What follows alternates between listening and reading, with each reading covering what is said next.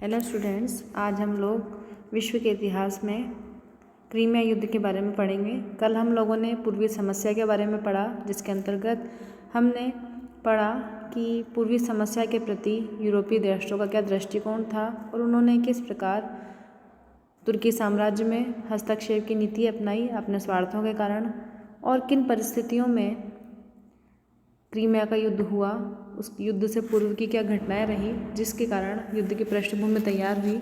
आज हम लोग पढ़ेंगे कि तुर्की साम्राज्य और मुख्यतः रूस के बीच होने वाले क्रीमिया युद्ध के क्या कारण थे। मुख्य 1854 में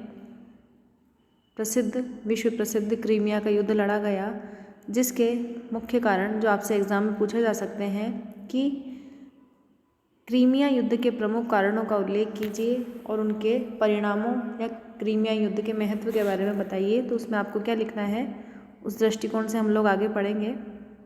तो पहला कारण था ईसाई तीर्थ स्थानों का प्रश्न।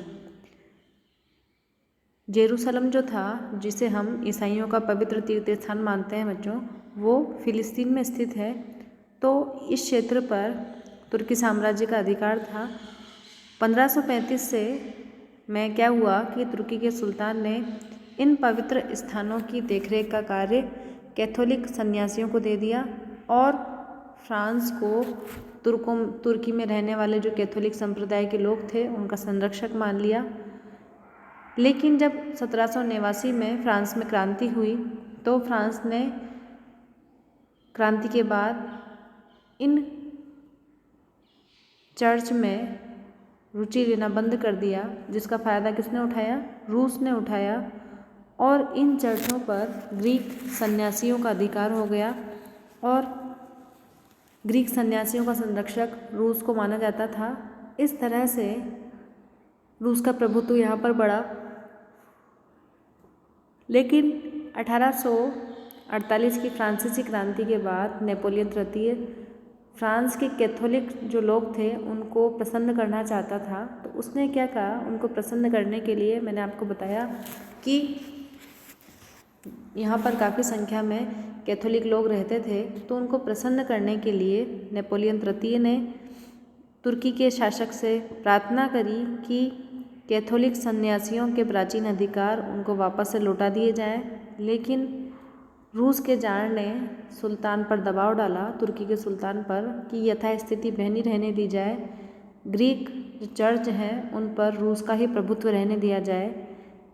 तुर्की के सुल्तान ने व्यवहारिक रूप से फ्रांस की बात को माना, जिससे क्या हुआ बच्चों, रूस तुर्की के सुल्तान से नाराज़ हो गया क्योंकि उसने उसकी बात को नहीं माना। दूसरा कारण है तुर्की द्वारा रूस के प्रस्ताव को ठुकराना। मार्च 1853 की परिस्थितियों में रूस के जार ने तुर्की के सुल्तान से मांग करी कि तुर्की साम्राज्य के समस्त जितने भी यूनानी चर्च हैं, ग्रीक चर्च हैं, ईसाइयों पर रूस के संरक्षण को स्वीकार कर ले। वही पहले पॉइंट वाली बात है। लेकिन इंग्लैंड और फ्रांस को यह मांग स्वीकार नहीं थी, अतः तुर्की के सुल्तान ने इंग्लैंड और फ्रांस का पक्ष लेते हुए रूस के प्रस्ताव को अनुचित बताते हुए ठुकरा दिया और उसके लिए मना कर दिया। तो इन परिस्थितियों में क्या हुआ, युद्ध का माहौल तैयार हुआ। इसी समय रूसी राजदूत का तुर्की से पलायन करना, तुर्की से जाना भी युद्ध का एक कारण बना। जनवरी 1853 में क्या हुआ कि रूस के जार ने तुर्की के सुल्तान के सामने प्रस्ताव रखा कि तुर्की साम्राज्य का आपस में बंटवारा कर लेते हैं अपन लोग दोनों पक्ष। लेकिन इंग्लैंड को रूस का यह प्रस्ताव बिल्कुल भी पसंद नहीं था, क्योंकि वह किसी भी तरह से क्या था बच्चों, हमने पहले भी पढ़ा कल की क्लास में कि इंग्लैंड किसी भी तरह से तुर्की साम्राज्य का विघटन नहीं होने देना चाहता था, वहाँ पर रूस का प्रभुत्व नहीं बढ़ने देना चाहता था। तो उसने तुर्की के सुल्तान ने क्या किया, कुस्तुनतुनिया में स्थित ब्रिटिश और फ्रांसीसी राजदूतों की जो सलाह थी उसको मानते हुए सबसे पहले तो यूनानी चर्च पर रूस के प्रभुत्व को ठुकरा दिया। और उसके साथ ही तुर्की साम्राज्य का जो बंटवारे का प्रश्न उसने खड़ा किया था रूस ने, उसको भी अस्वीकार कर दिया, जिससे कुस्तुनतुनिया का में जो रूसी राजदूत था मेनशिकोव, वो नाराज़ हो गया और इस निर्णय के विरोध में 22 मई 1853 को वो वहाँ से निकलकर वापस से रूस चला गया, जिससे तुर्की सुल्तान के विरुद्ध युद्ध का माहौल तैयार हुआ। इसके बाद है रूसी सेनाओं का तुर्की साम्राज्य में प्रवेश। जब हम देख रहे हैं कि किस तरह का घटनाक्रम हो रहा है, इंग्लैंड और फ्रांस अपने स्वार्थों के कारण किसका साथ दे रहे हैं, तुर्की का साथ दे रहे हैं, लेकिन रूस के अपने स्वार्थ हैं और रूस तुर्की के सुल्तान पर दबाव डालने की नीति अपना रहा है, जिससे लगातार ठुकराया जा रहा है। तो इस बात से नाराज़ होकर, असंतुष्ट होकर 31 मई 1853 को रूस के जार ने तुर्की के सुल्तान को यह चेतावनी दी कि वो रूस की जितनी भी मांगें हैं, जितनी उसने मांगें रखी हैं, उन मांगों को स्वीकार कर ले। अगर ऐसा नहीं किया तो रूस तुर्की साम्राज्य के 2 प्रांतों मोल्दाविया और वॉलेशिया पर अधिकार कर लेगा। इससे क्या हुआ, जब उसने ये मांग रखी, धमकी दी, तो उससे इंग्लैंड और फ्रांस चौकन्ने हो गए। उनको ये लगा कि वास्तव में कहीं रूस इन क्षेत्रों पर अधिकार न कर ले, तो उन्होंने अपने जहाजी बेड़ों को तैयार किया और उनको वेसिका की खाड़ी में पहुंचने के उन्होंने आदेश दे दिए। इससे थोड़ी हिम्मत आई तुर्की के सुल्तान में। इंग्लैंड और फ्रांस का जब सहयोग मिला तो उसने रूस की मांग को ठुकरा दिया। तो ऐसी स्थिति में 21 जुलाई 1853 को रूस ने मोल्दाविया और वालेशिया पर अधिकार करके अत्यंत गंभीर स्थिति पैदा कर दी। अब क्या हुआ कि युद्ध को रोकने के लिए ऑस्ट्रिया की पहल पर इंग्लैंड, फ्रांस, प्रशा तथा ऑस्ट्रिया के नेताओं ने का एक सम्मेलन आयोजित किया गया वियना में। ऑस्ट्रिया की राजधानी है वियना। वहाँ पर एक सम्मेलन हुआ, उसमें एक नोट तैयार हुआ, एक दस्तावेज़ तैयार हुआ, जिसे वियना नोट के नाम से जाना जाता है। ध्यान रखना, वियना नोट क्या है। इस नोट में तुर्की के सुल्तान की स्वतंत्रता को स्वीकार करते हुए जो तुर्की साम्राज्य में जितने भी यूनानी चर्च थे, ईसाई थे, उनकी सुरक्षा का अधिकार रूस को दे दिया गया। लेकिन तुर्की के सुल्तान ने वियना नोट को स्वीकार करने से मना कर दिया। इसके फलस्वरूप रूस और तुर्की के बीच युद्ध का माहौल पूरी तरह तैयार हो गया। अब हम पढ़ेंगे कि युद्ध किस तरह से हुआ, जिसे हम 2 चरणों में पढ़ेंगे, प्रथम चरण और द्वितीय चरण। पहले चरण में क्या हुआ कि तुर्की के सुल्तान को यह आशा थी कि इंग्लैंड और फ्रांस जो शुरू से उसको सहयोग दे रहे हैं वो उसकी सहायता करेंगे। तो उसने रूस को 5 अक्टूबर 1853 को चेतावनी दी कि वह 15 दिन के अंदर उसके जो 2 प्रदेश हैं मोल्दाविया और वॉलेशिया उनको खाली कर दे। लेकिन रूस ने जब इस बात को पर ध्यान नहीं दिया तो 23 अक्टूबर 1853 को तुर्की के सुल्तान ने रूस के विरुद्ध युद्ध की घोषणा कर दी। 30 अक्टूबर 1853 को रूस ने क्या किया कि सिनोय की खाड़ी में जो तुर्की जहाजी बेड़ा खड़ा था उसको नष्ट कर दिया। इस घटना को सिनोय हत्याकांड के नाम से जाना जाता है। ध्यान रखिएगा, 1 नंबर के क्वेश्चन के लिए सिनोय हत्याकांड क्या है कि रूस ने 30 अक्टूबर 1853 को सिनोय की खाड़ी में स्थित तुर्की के जहाजी बेड़ों को जब नष्ट किया तो उसको सिनोय हत्याकांड के नाम से जाना जाता है। जब ये घटना घटी और रूस का प्रभाव धीरे धीरे बढ़ने लगा तो इससे इंग्लैंड और फ्रांस ने एकदम परेशान हो गए। उनको लगा कि ये तो रूस का प्रभुत्व तो बढ़ता जा रहा है और अगर इस तरह से प्रभुत्व बढ़ता रहा रूस का, जो तुर्की साम्राज्य है उसका अस्तित्व जो है खतरे में पड़ जाएगा और इनसे दोनों देशों को भी हानि होगी। तो उन्होंने क्या किया कि इंग्लैंड और फ्रांस दोनों ने मिलकर अपना जो जहाजी बेड़ा था उसको काला सागर पर पहुंचाया और नेपोलियन तृतीय ने युद्ध को रोकने के लिए प्रयास किए, लेकिन वह अपने प्रयासों में सफल नहीं रहा। ऐसी स्थिति में जब प्रयास असफल रहे तो 27 फरवरी 1854 को इंग्लैंड और फ्रांस ने रूस को चेतावनी दी कि 30 अप्रैल तक वो ये दोनों क्षेत्र खाली कर दे, मोल्दाविया का और वेलेशिया का। रूस ने जब इस बात को नहीं माना तो 28 मार्च 1854 को इंग्लैंड और फ्रांस ने क्या किया, रूस के विरुद्ध युद्ध की घोषणा कर दी। दोनों के बीच देखिए किस तरह से तनाव का माहौल बना हुआ है। मार्च अप्रैल 1854 में रूस को सिलिस्ट्रिया में तुर्की की सेनाओं से कड़ा संघर्ष करना पड़ा। कुछ समय बाद इंग्लैंड और फ्रांस की सेनाएं भी वहां पर सहायता के लिए पहुंच गई। इसी बीच ऑस्ट्रिया ने क्या किया, कुटिल नीति अपनाते हुए रूस को अपनी सेनाएं पीछे हटा लेने के आदेश दिए और चेतावनी देते हुए अपनी जो सेना थी वो रूस की सीमा पर तैनात कर दी। ऐसी स्थिति में रूस को विवश होकर मोल्दाविया और वोलेशिया से अपनी सेनाएं हटानी पड़ी। रूसी सेना जैसे ही हटी, ऑस्ट्रिया ने तुर्की से बात की और युद्ध काल तक पूरे मोल्दाविया और वेलेशिया में अपनी सेनाएं तैनात कर दी। अब बच्चों परिस्थिति देखो क्या थी, अभी तक कौन थे, फ्रांस था, इंग्लैंड था और रूस था। तुर्की का सुल्तान तो था ही सही जिसका सहयोग वो दोनों देश कर रहे थे, लेकिन अब नया देश कौन सा आ गया, ऑस्ट्रिया, जिसने क्या किया, मोल्दाविया और वोलेशिया पर अपनी सेनाएं तैनात कर दी। रूसी सेना के डेन्यूब प्रदेशों से हट जाने से, दोनों डेन्यूब नदी के प्रदेश थे मोल्दाविया और वेलेशिया, जब वो यहाँ से हट गया तो इंग्लैंड और फ्रांस को कुछ राहत मिली, क्योंकि वो रूस और को पूरी तरह से पंगु बना देना चाहते थे ताकि भविष्य में रूस से कोई खतरा न रहे। जुलाई 1854 में मित्र राष्ट्रों इंग्लैंड, फ्रांस, प्रशा और तुर्की ने रूस के सामने 4 तरह के प्रस्ताव रखे। पहला क्या था कि मोल्दाविया और वोलेशिया पर रूस के जो संरक्षण के अधिकार हैं उनको समाप्त कर दिया जाएगा। डेन्यूब नदी में यूरोप के सभी राज्यों को व्यापार करने की सुविधाएं प्राप्त हों।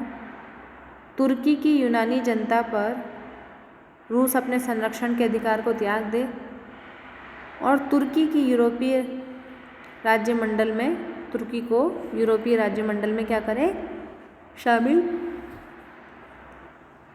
कर लिया जाए। इस तरह की इसमें प्रस्ताव में बातें कही गई। अब युद्ध का दूसरा चरण हुआ। रूस ने क्या किया, ज़बरदस्ती जो उसके ऊपर प्रस्ताव लादे गए उन प्रस्तावों को मानने से उसने मना कर दिया, ठुकरा दिया। इसी पर इंग्लैंड और फ्रांस ने रूस की सामुद्रिक शक्ति के प्रमुख केंद्र क्रीमिया पर आक्रमण करने का निश्चय किया। क्रीमिया के सेबास्टोपोल पर रूस का सामुद्रिक शस्त्रागार था, काफ़ी संख्या में वहाँ पर शस्त्र थे। 14 सितंबर के आसपास दोनों देशों की सेनाएं यूटोपिया की खाड़ी में जा पहुंची। 20 सितंबर को दोनों पक्षों में एल्मा का प्रसिद्ध युद्ध लड़ा गया, जिसमें रूसी सेना परास्त हुई और सेबास्टोपोल पर आक्रमण करने का उनका मार्ग खुल गया। 17 अक्टूबर से सेबास्टोपोल का घेरा आरंभ किया गया दोनों सेनाओं के द्वारा। क्रीमिया युद्ध में सबसे बड़ी लड़ाई सेबास्टोपोल के लिए हुई, क्योंकि यहाँ पर क्या था, सामुद्रिक शस्त्रागार था। 11 महीनों के जब लगभग यह घेरा चला, जिसमें लगभग 5 लाख लोग मारे गए दोनों पक्षों के। जनवरी 1855 के अंत में सार्डिनिया के प्रधानमंत्री काबूर भी मित्र राष्ट्रों की ओर से इसमें शामिल हुआ। हमने उस समय पढ़ा था इटली के एकीकरण में कि किस तरह से काबूर ने परिस्थितियों का फ़ायदा उठाते हुए क्रीमिया के युद्ध में भाग लिया था और इंग्लैंड और फ्रांस का सहयोग प्राप्त किया था, जिससे क्या हुआ कि मित्र राष्ट्रों को बड़ा सहयोग मिला। इसी बीच मार्च 1855 में रूस के जार निकोलस प्रथम की मृत्यु हो गई और अलेक्जेंडर द्वितीय रूस का जार बना। वहाँ की परिस्थितियों में परिवर्तन आया। सितंबर 1855 में मित्र राष्ट्रों की सेनाओं ने मोलकॉफ पर अधिकार कर लिया। अब सेबास्टोपोल को बचाना रूस के लिए असंभव हो गया। ऐसी स्थिति में रूस ने क्या किया कि 9 सितंबर 1855 को जब उनको ये लगा कि इस शस्त्रागार पर इंग्लैंड और फ्रांस की सेनाएं अधिकार कर सकती हैं, तो उसने क्या किया बच्चों, गोला बारूद में आग लगा दी। इसी बीच इस क्षेत्र पर सेवास्टोपोल का जो क्षेत्र था मित्र राष्ट्रों ने अधिकार कर लिया। यहाँ की अधिकार करने के बाद भी कई दिनों तक युद्ध चलता रहा। 28 नवंबर को रूसी सेनाओं ने तुर्की के महत्वपूर्ण दुर्ग कोर्स पर अधिकार कर लिया और बाद में रूस संधि करने के लिए तैयार हो गया। इसके बाद पेरिस की संधि हुई 25 फरवरी 1856 को। इंग्लैंड, फ्रांस, ऑस्ट्रिया, रूस, तुर्की और सार्डिनिया पिडमोंट के प्रतिनिधि जितने भी थे वो सभी एकत्र हुए पेरिस में और 30 मार्च 1856 को सभी देशों ने एक संधि पर हस्ताक्षर किए जिसके पेरिस की संधि कहा जाता है। इसमें क्या था कि तुर्की को यूरोप की संयुक्त व्यवस्था में सम्मिलित कर लिया गया। अब उसकी गणना क्या होने लगी, यूरोप के बड़े राज्यों में होने लगी। तुर्की के सुल्तान ने अपनी ईसाई प्रजा के हितों को ध्यान में रखते हुए उनकी स्थिति में सुधार करने का आश्वासन दिया और यूरोपीय राष्ट्रों ने कहा कि वो आंतरिक हस्तक्षेप नहीं करेंगे। काला सागर को तटस्थ क्षेत्र मानते हुए किसी भी राष्ट्र के युद्धपोतों का प्रवेश यहाँ पर निषिद्ध कर दिया गया और यह भी निश्चित हुआ कि रूस और तुर्की यहाँ पर अपने सैनिक अड्डे या सैनिक क्षेत्र स्थापित नहीं करेंगे। रूस और तुर्की ने एक दूसरे के जीते हुए प्रदेश वापस किए और कोर्स पर पुनः तुर्की का और क्रीमिया पर रूस का अधिकार मान लिया गया तथा रूस को मोल्दाविया और वेलेशिया के जो क्षेत्र थे वो वापस रूस को देने पड़े, वापस तुर्की को देने पड़े। तुर्की के प्रभुत्व में सर्बिया की स्वतंत्रता स्वीकार कर ली गई। डेन्यूब नदी में सभी राज्यों को व्यापार करने का अधिकार दिया गया और तुर्की साम्राज्य में रहने वाले जो यूनानी ईसाई थे उन पर रूस का संरक्षण जो था वो उसको अस्वीकार करते हुए उसको इस अधिकार से वंचित कर दिया गया। तो इस तरह से इन परिस्थितियों में हमने देखा कि किस तरह से मित्र राष्ट्रों ने घेरा बनाकर रूस की स्थिति को कमज़ोर करने का प्रयास किया और रूस को भी परिस्थितियों के कारण बाध्य होते हुए पेरिस की संधि करनी पड़ी। अब हम देखेंगे कि क्रीमिया युद्ध का क्या प्रभाव पड़ा, इसका क्या महत्व है विश्व परिदृश्य में। क्रीमिया का जो युद्ध था वो यूरोप के इतिहास के लिए एक संक्रांति काल माना जाता है कि इसके पूर्व लगभग 40 वर्षों तक तो यूरोप में बिल्कुल शांति की स्थिति थी, लेकिन इसके बाद के जो 15 वर्ष थे उसमें यूरोपीय राष्ट्रों के मध्य 4 बड़े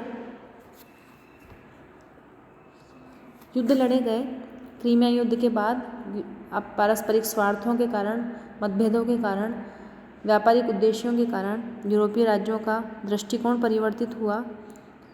क्रीमिया युद्ध की विजय के बाद नेपोलियन तृतीय और फ्रांस की प्रतिष्ठा बढ़ी और नेपोलियन तृतीय राष्ट्रीयता के आधार पर यूरोपीय व्यवस्था का पुनर्निर्माण करने का प्रयास करने लगा, लेकिन क्रीमिया युद्ध के प्रति जो उसकी नीति थी उसके कारण यूरोपीय राज्यों में ऑस्ट्रिया के प्रति अविश्वास की भावना उत्पन्न हुई। रूस की विदेश नीति में परिवर्तन आया। अब रूस ने क्या किया, जब उसकी तरह इतनी घटनाएं घट गई तो उसने यूरोपीय समस्याओं में सक्रिय भाग लेना बंद कर दिया। इंग्लैंड ने भी यूरोप की राजनीति में अनावश्यक हस्तक्षेप बंद करके अपने विकास पर ध्यान दिया। अब यूरोपीय रंगमंच पर बिस्मार्क, कैबूर, गाश्कोव जैसे राजनीतिज्ञों का उदय हुआ जो अपने अपने देशों में सुधार करने के इच्छुक थे। क्रीमिया युद्ध का एक उद्देश्य रूस को निर्बल बनाना था। मित्र राष्ट्रों ने चाहा कि रूस किसी भी तरह से निर्बल हो जाए। पेरिस की संधि के द्वारा उस पर कुछ अंकुश लगा दिए गए, लेकिन उसकी महत्वाकांक्षा पर ज़्यादा लंबे समय तक अंकुश बनाए रखना संभव नहीं था। रूस ने 1870 में काले सागर की जो शर्तें थी कि काले सागर को तटस्थ क्षेत्र मान लिया जाए उसको अस्वीकार कर दिया। 1878 में उसने बेसबरिया के क्षेत्र पर पुनर्धिकार कर लिया। रूस की एशियाई विस्तार की नवीन नीति से भारतीय ब्रिटिश साम्राज्य को नया खतरा उत्पन्न हुआ और इंग्लैंड को हमेशा से उससे भय रहा। पेरिस संधि की जो घोषणा थी कि यूरोपीय राज्य तुर्की के आंतरिक मामलों में हस्तक्षेप नहीं करेंगे, इससे तुर्की में जो रहने वाली ईसाई जनता थी उन्हें काफ़ी समस्या का सामना करना पड़ा और उन्होंने अपने स्तर पर अपनी स्वतंत्रता के लिए, अपनी रक्षा के लिए तैयारियां शुरू कर दी, जिससे पूर्वी समस्या और अधिक बढ़ गई और यूरोप में वापस से ऐसी परिस्थितियां बनी जिससे अराजकता की स्थिति उत्पन्न हुई और पूर्वी समस्या यथावत बनी रही, जिसके बारे में हम आगे पढ़ेंगे, जिसमें हम लोग पढ़ेंगे बर्लिन व्यवस्था के संदर्भ में कि बर्लिन व्यवस्था क्या थी, क्या क्या बातें थी उसमें। तो क्रीमिया युद्ध ध्यान से पढ़िए और उसमें जितने भी छोटे क्वेश्चन आए हैं उनके बारे में भी आप ध्यान से पढ़ते हुए उनको ढंग से अच्छे से याद कीजिए। धन्यवाद।